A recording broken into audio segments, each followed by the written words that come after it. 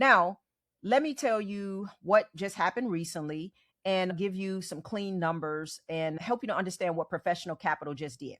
So, again, XRP exchange traded funds saw $60.5 million in net inflows over the last couple of weeks back. Depends on when you're watching this video. And that was the strongest week for XRP ETF. And by the way, we are headed towards the end of May. All right. So that was the strongest single week for XRP ETF capital since the start of 2026. So cumulative inflows since these products launched in November of 2025 are now sitting at roughly $1.36 billion. Total assets under management have crossed $1.18 billion, which represents about 1.3% of XRP's total market capitalization. If I'm off by a few numbers, please don't, get upset about it. Okay.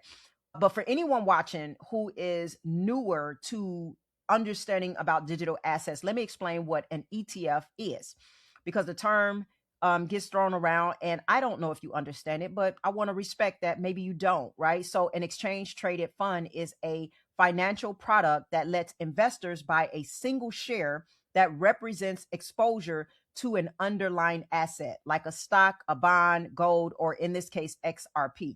ETFs are how most professional capital enters new asset classes because they are regulated, easy to custody, and trade on the same exchanges where pension funds, asset managers, and financial advisors already do their business. When you see ETF inflow data, you are watching how institutional money is positioning. Retail buyers can use ETFs too, but the volume that moves these products is mostly coming from financial advisors, asset managers, and institutional desks. And so, again, the ETFs, they give you exposure to the price, okay, but it doesn't allow you to hold the actual coin of XRP. Now, compare what XRP did to what Bitcoin and Ethereum did in the same window. Bitcoin ETFs lost approximately $1 billion in net outflows during the exact same week. Ethereum ETFs ended up like I said, with $65 million in net outflows.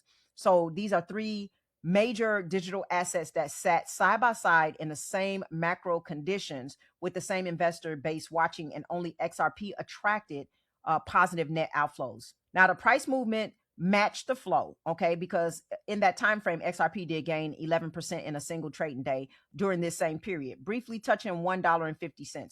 Now, it did come back down. The inflows were not just numbers, okay, so we did see the response of that.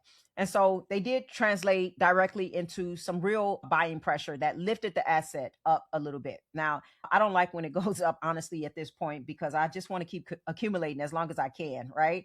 And I guess when it really takes off, I won't be mad either. But when a small percentage of an asset's total market cap rotates through an ETF in one single week, the underlying price, should respond to that. And so that's what happened when it went up a little bit. And so you may have seen XRP go up a little bit. That's exactly what happened, is that they came out of the Bitcoin ETFs and Ethereum and they rotated into XRP. Now, the $60.5 million week didn't happen randomly. Four separate catalysts converged into the same window and combined to produce that flow. So I want to walk you through them so you can probably know what happened. And, this is just how the market responds a lot of times. So the first catalyst is the Clarity Act. Remember the vote on May 14th. The Senate Banking Committee passed the Clarity Act by 15-9 vote, with 2 Democrats crossing the aisle to support it. That bill would lock XRP's commodity status into federal law permanently and would unblock months of procedural delay in the bigger legislation process. Institutional investors who have been waiting for regulatory clarity before deploying capital into XRP saw the vote as a green light. And so they probably been waiting for 2 years, and maybe some of them started to make a position. The ETF inflows reflected that shift in sentiment almost immediately. So maybe that's what wind up happening. Of course, people are not going to go all in until we get the finalization, and we'll see what happens with that. But the second catalyst is the tokenized real world asset story on the XRP ledger.